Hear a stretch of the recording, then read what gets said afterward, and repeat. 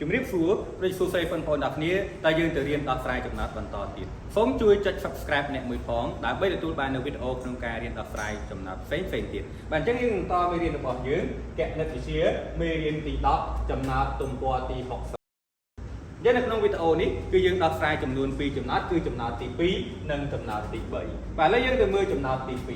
2បូណាប្រើសាប៊ូបោកខោអាវអស់ 1/2 គីឡូក្រាមឯនារីប្រើសាប៊ូអស់ 4/8 គីឡូក្រាមតើអ្នកទាំងពីរប្រើសាប៊ូអស់ប៉ុន្មានគីឡូក្រាមបាទអញ្ចឹងនៅក្នុងចំណោទនេះគឺគេនិយាយអំពីមនុស្ស2នាក់គឺបូណាជាមួយនឹង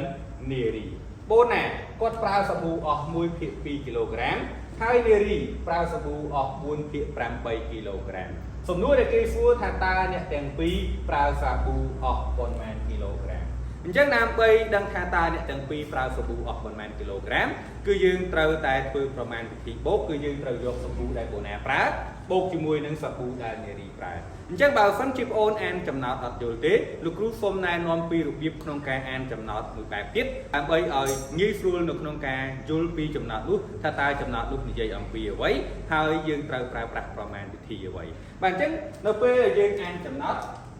បើសិនជាយើងដាក់ភាគបែកបែបនេះហើយយើងអានទៅអត់យល់គឺលោកគ្រូសូមណែនាំឲ្យពួកយើងអានចំណោទដោយមិនប្រើភាគបែកអញ្ចឹងបើយើងអត់ប្រើភាគបែកទេគឺយើងឃើញថាវាគឺជាលេខ1អញ្ចឹងយើងឧទាហរណ៍ថាវាគឺជាលេខ1រីឯកន្លែងនេះយើងមិនបាច់ដាក់ភាគបែកអញ្ចឹងមានថាយើងត្រូវអានជាលេខ4បែបនេះទៅវិញឥឡូវលោកគ្រូសូមអានដោយយើងមិនបាច់ដាក់ភាគបែកបូណាប្រើសាប៊ូបោកខោអាវអស់ 1 គីឡូក្រាមឯនារីប្រើសាប៊ូអស់ 4 គីឡូក្រាម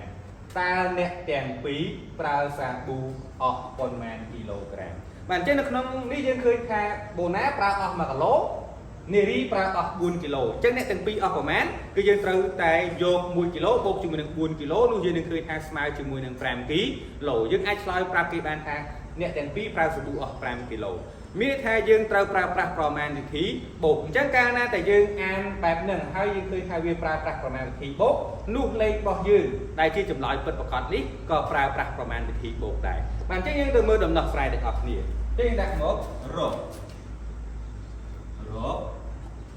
អ្នកទាំងពី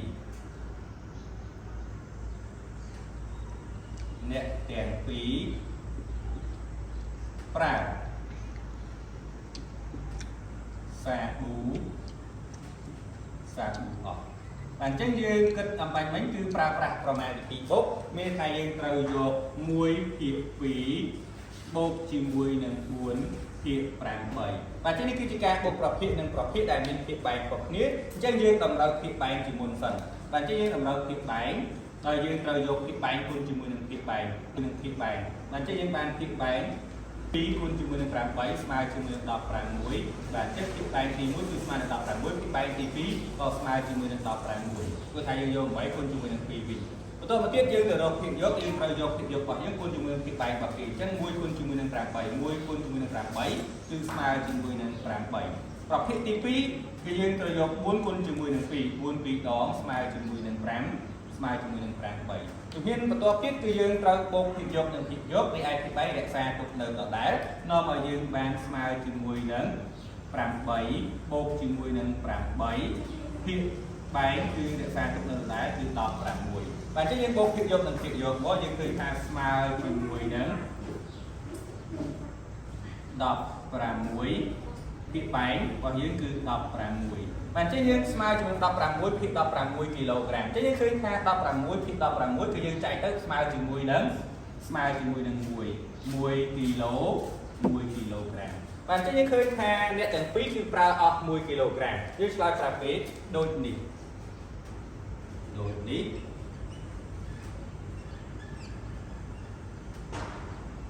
អ្នកទាំងពីរ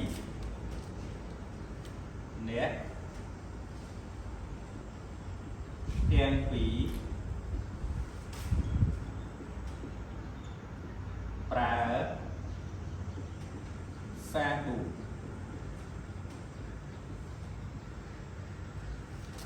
អស់ 1 គីឡូក្រាម1 គីឡូក្រាមបើអញ្ចឹងប្រើសកុំអស់1គីឡូក្រាមនេះគឺជាចម្លើយរបស់យើងបន្ទាប់ពីយើងសម្រួលរួចគឺយើងចែករួចបើសិនជាយើងអត់ចែកទេគឺស្មើជាមួយ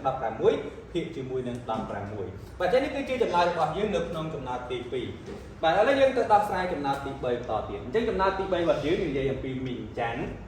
ទិញសាច់ជ្រូកទម្ងន់5ភាគ6គីឡូក្រាម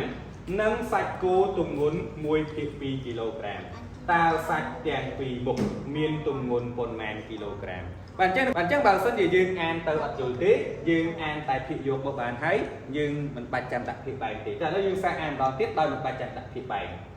3មីងច័ន្ទទិញសាច់ជ្រូកទម្ងន់5គីឡូក្រាមនិងសាច់គោទម្ងន់1គីឡូក្រាម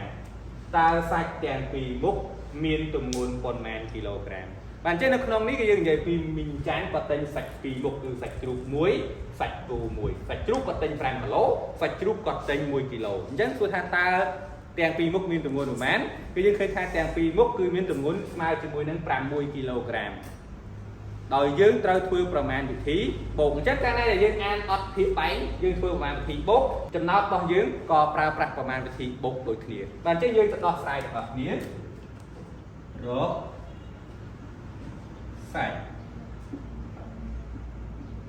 ទាំងពីរមុខ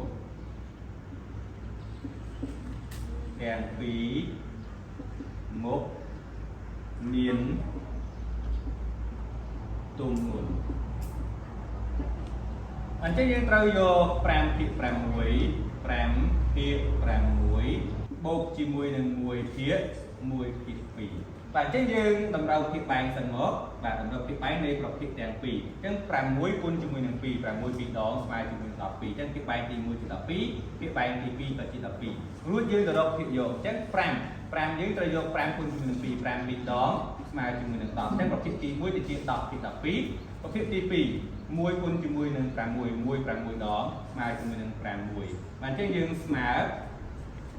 យើងបូកភាគយកនិងភាគយករៀបភាគបែងរក្សាទុកនៅដដែលគឺយើងបានភាគបែងរបស់វាគឺ12ភាគយក10បូកជាមួយនឹង6បូកភាគយកនិងភាគយក10បូក6ស្មើជាមួយនឹង16ភាគបែងរបស់យើងគឺស្មើជាមួយនឹង10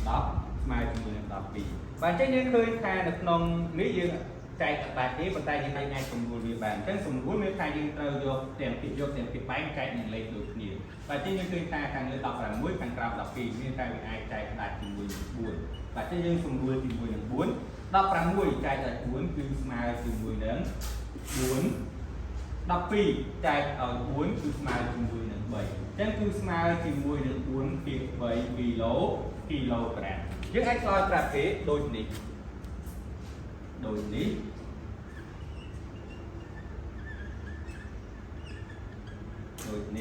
សាច់ទា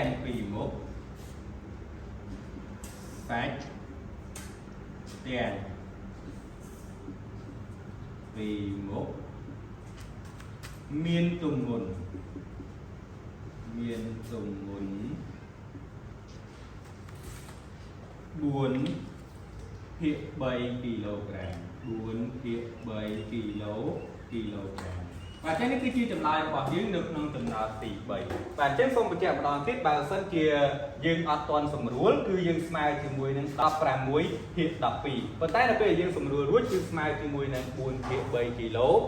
ក្រាមបាទអញ្ចឹងក្នុងចម្លើយរបស់យើងបើសិនជាបងប្អូនចេះសម្រួលយើងសម្រួលបើសិនជាបងប្អូនអត់ចេះសម្រួលទេបងប្អូនអាចយកចម្លើយនេះធ្វើជាចម្លើយរបស់យើងក៏បានបាទអញ្ចឹងនេះគឺជារបៀបដោះស្រាយចំណោទរបស់យើងនៅក្នុងចំណោទទី2និងចំណោទទី3លោកគ្រូសង្ឃឹមថាបងប្អូនទាំងគ្នានឹងអាចមើលពីរបៀបដោះស្រាយនេះបានហើយយល់ពីរបៀបនៅក្នុងការអានចំណោទបើសិនជាយើងអានទៅ